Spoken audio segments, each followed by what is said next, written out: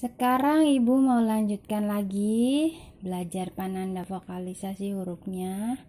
Ini video yang ketiga ya. Video yang sebelumnya bisa kamu lihat. Kita teruskan dari nomor 8 sampai nomor 13.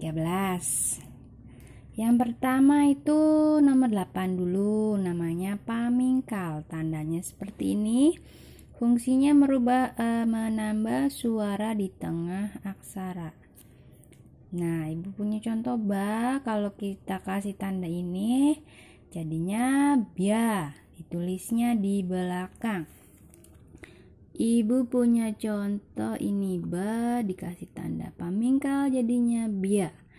Contoh lagi ada huruf ma dan ini huruf da. Kita kasih tanda jadinya madya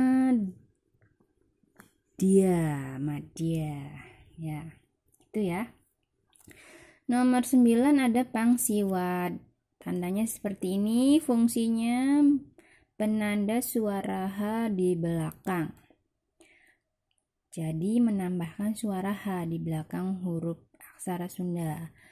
Ada contohnya huruf na, kita kasih tanda begini, jadi bunyinya berubah jadi nah, tulisnya di belakang.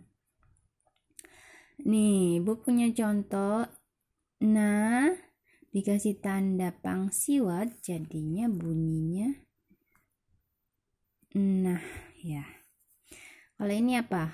Jadinya bunyinya. Ini huruf ma. Ini huruf ma. Ini huruf ma juga karena kita kasih tanda pangsiwat, jadi berubah bunyinya jadi mah ya gitu. Gampang kan? Lanjut nomor 10 yaitu pamaeh.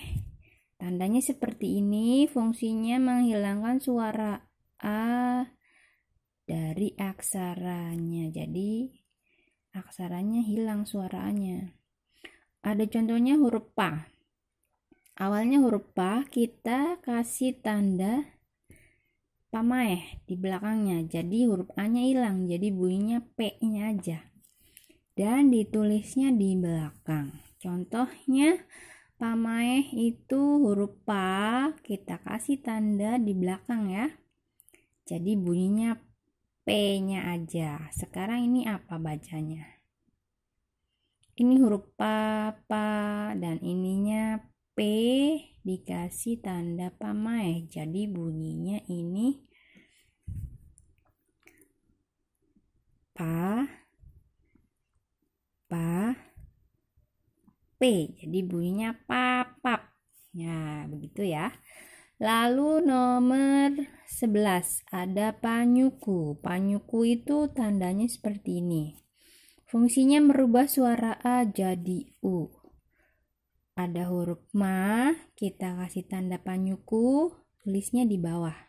Jadi mu bunyinya. Contohnya panyuku nih, udah punya contohnya huruf ma, kita kasih tanda panyuku, jadinya mu. Lalu kalau yang ini bunyinya jadinya huruf ma dikasih tanda panyuku. Jadi hurufnya bunyinya mu ya. Dua lagi ya. Lalu lanjut lagi ada yang namanya panyiku. Panyiku itu tandanya seperti ini. Fungsinya menambah suara L di tengah huruf Sundanya.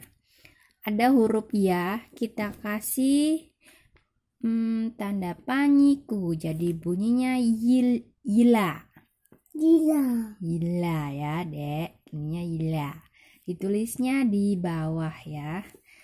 Contohnya panyiku ada huruf awalnya ya, kita kasih tanda panyiku di bawah, jadi bunyinya yila.